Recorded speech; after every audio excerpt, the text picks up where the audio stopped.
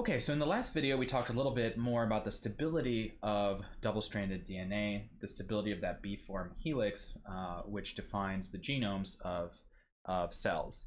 And we talked about how there's going to be many important tasks inside the cell that are going to require pulling the two strands of DNA apart in a process that's called melting. And obviously, because that process of melting involves breaking hydrogen bonds, different pieces of DNA are going to be easier to open or close. And so we talked about how there's a quantity called the melting temperature, which is the temperature which half the double-stranded DNA is going to be denatured, and how this is a useful and practical measurement of stability for us to use.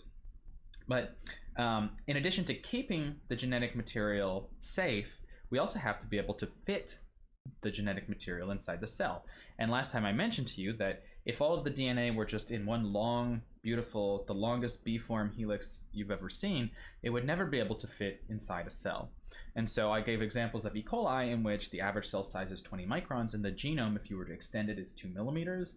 And then I gave examples of animals like you, me, or this panda badger here, in which the average cell size is 300 microns, and the length of the genome extended is going to be 3 meters. Okay, so that's huge. Like, try to imagine fitting 3 meters of stuff into 300 microns. Okay, so you can't do it that way, and so we need to figure out how the cell's going to be able to pack all of this DNA inside itself. And if you manage to package it all down, what does that mean for when you need to access that information? What does it mean if you need to unwind or get at some of the genes that are inside of the DNA for different processes? How are we going to overcome that? And just to give you some picture of this, to make the DNA fit inside the cell, we're going to have to compact it down some way. And so if you had a bacterial chromosome, which are usually arranged in circles, in order to make it fit, we're going to have to start scrunching this thing down and crumpling it up basically into a tiny space like you see here so that we can fit it inside the cell. And obviously this looks like a really unfavorable process, right? Like, it seems like we know these B-form helices are super stable and beautiful structures, and now we're going to take them, we're going to scrunch it all down. Like, that doesn't seem very favorable. So what's going to provide the energetic drive to facilitate the compaction of this polymer? And so one of the things that we'll learn about that can be used is actually the topological properties of DNA. And this might sound a little bit confusing, but hopefully when we get through it, it'll make sense to you. And the idea is that because DNA is a helical object, it's a twisted material. And so that means it has topological properties that can constrain its conformation. And so if you thought about just a beautiful piece of B-form DNA, the fact that the two strands are winding around each other like they are imparts a natural twist to the relaxed state of the polymer. And recall that actually one turn of the helix of B-form DNA takes place every 10.4 base pairs. And so we could count the number of turns of this, kind of the natural twist, which is something called LK0 of relaxed B-form DNA. We can just calculate it by the number of base pairs in our helix divided by 10.4 base pairs. And this will tell us how many turns of the helix there are in the polymer. So for example, this DNA fragment over the right here has 5 turns, and so its natural twist is this integer 5. Now, inside the cell, the DNA may not exist in this exactly natural, kind of ideal amount of twist. And so if you were to actually describe the observed topology of a DNA fragment, it would be described by a quantity called the linking number, known as LK, which is the sum you get from counting 2 different ways in which that DNA helix can sort of be wound. And the first of those is called twist, and this is basically counts the number of turns around the helix like we were talking about before. And so if you were to draw kind of like a straight line going down the center of your helix, every time one of the strands wrapped around this central imaginary helix, that would give you 1 copy of this twist number. But that's very kind of like related to the Watson-Crick base pairing and 10.4 base pairs per turn of the helix. But there's another quantity which describes how wound up these structures are, that's called the rive of the molecule. And this is most easily imagined as the number of times in which the entire helical structure rotates around its central axis. So if you imagine we had a big piece of DNA and we sort of bent it like that, every time we get one of these bends here, that adds 1 unit of writhe to the system.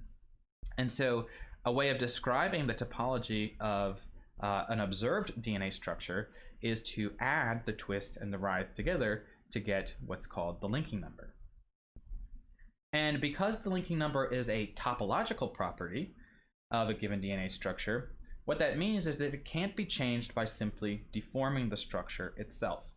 What I mean is, if you took a piece of DNA that had some topological property for its linking number, and you tried to wiggle it around, and you tried to squish it together, or you tried to unpull certain strands of the helix together, but you didn't ever cut it or rip it or anything like that, it turns out it's a mathematical truth that the linking number of that object cannot change.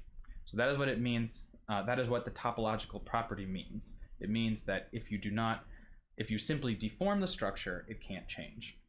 But because our topological property is defined by 2 quantities, the twist and writhe, that means that the linking number can be maintained while changing one of the properties and getting a compensatory change in the other.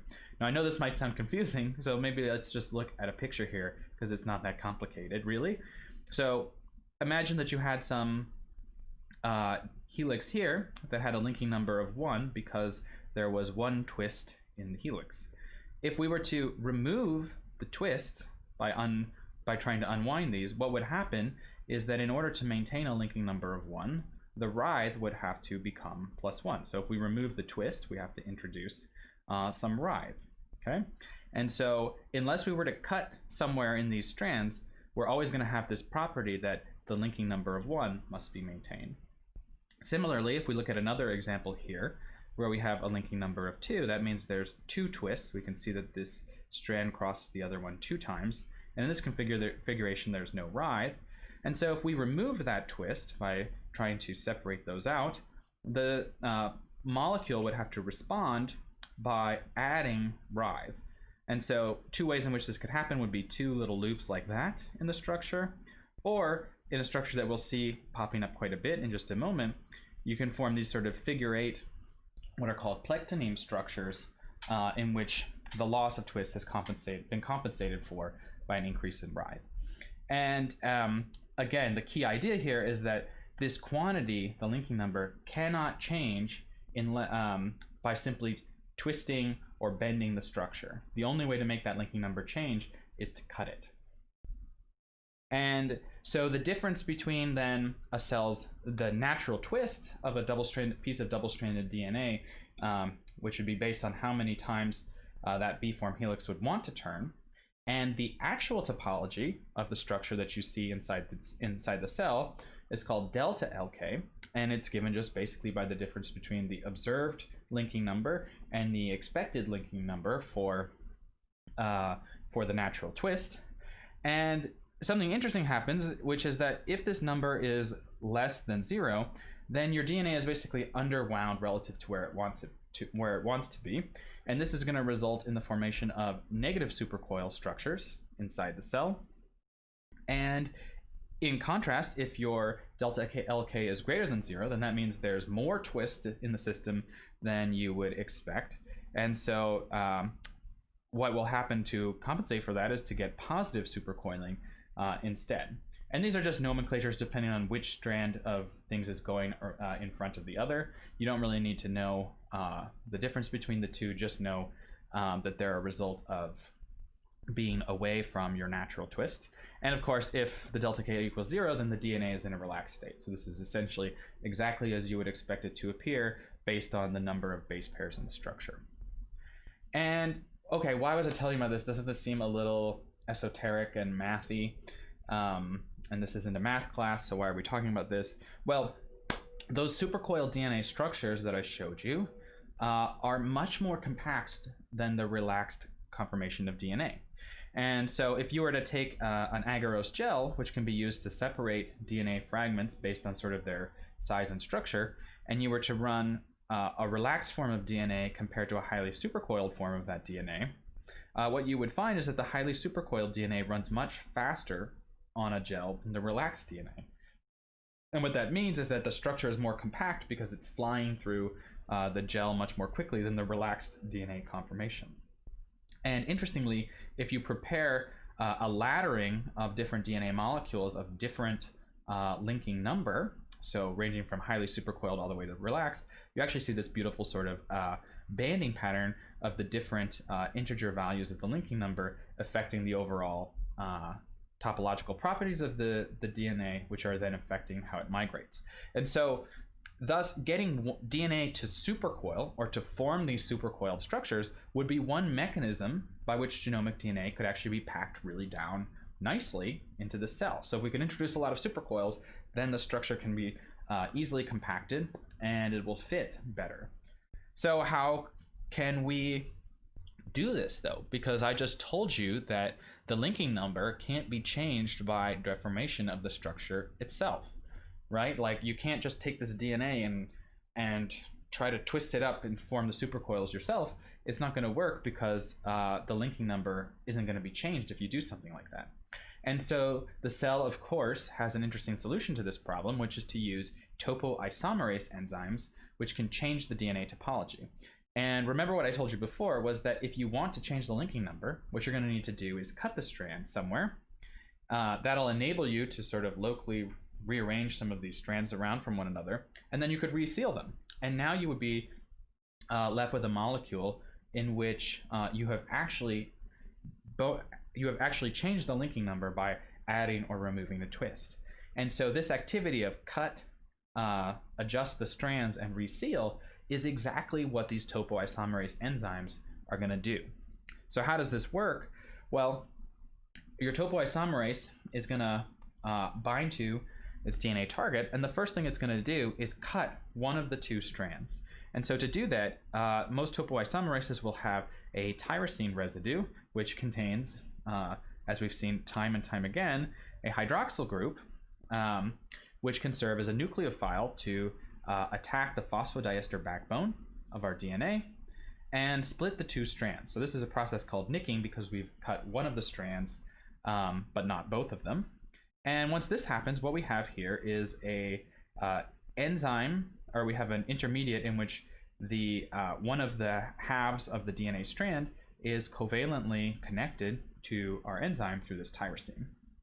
And at this point, the enzyme can now manipulate the DNA strands around one another to adjust the twist. And so we've got this tyrosine DNA intermediate here in which we've been nicked, and the structure of the enzyme facilitates one of these strands now being passed over the other. So we're, depending on how you look at it, it could be either adding or removing twist.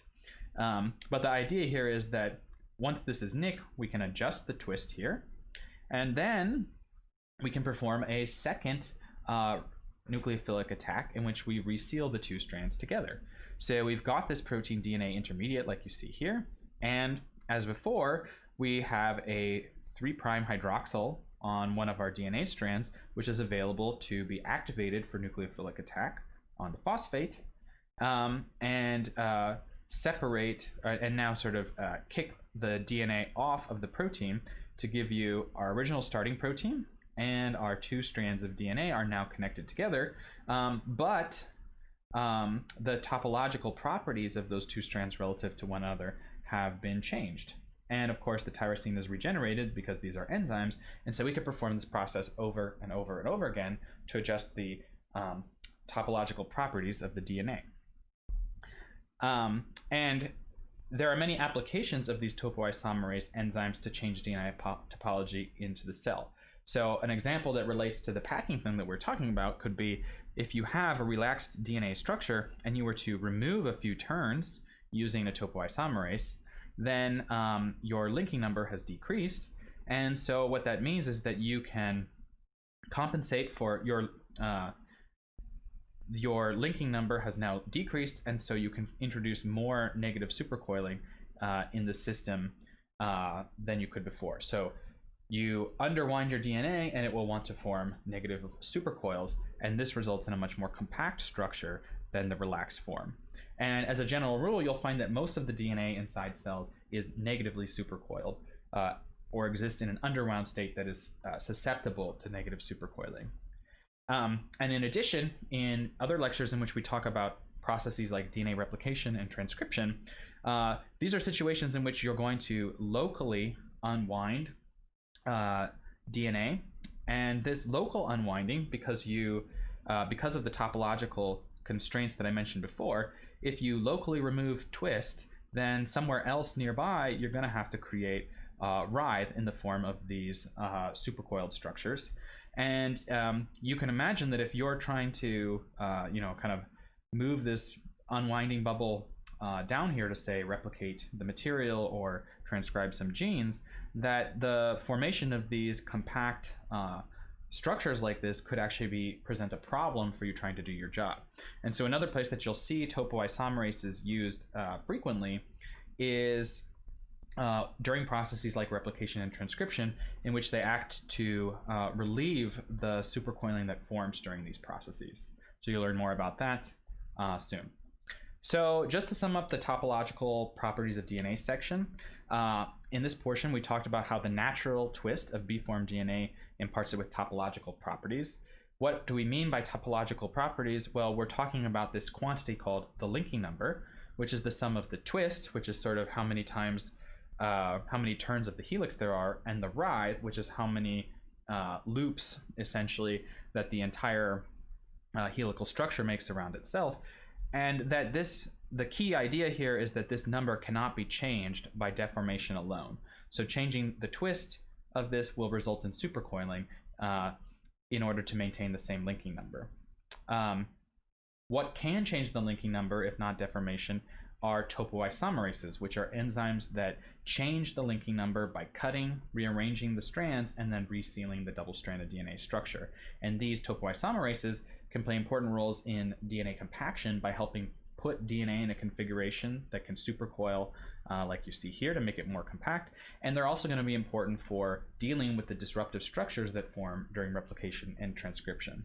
Now, I just want to add one part about this, which is that although there's this formula here for the linking number and twist and writhe, the main point that I want you to take away from this is it's not that these are big equations, it's that there's a number that's constant, and the twist and the writhe are compensatory to one another if this constant is changed. So as long as you know that when you change twist, writhe is introduced, or vice versa, you're going to be in good shape to be able to answer the questions on the exam.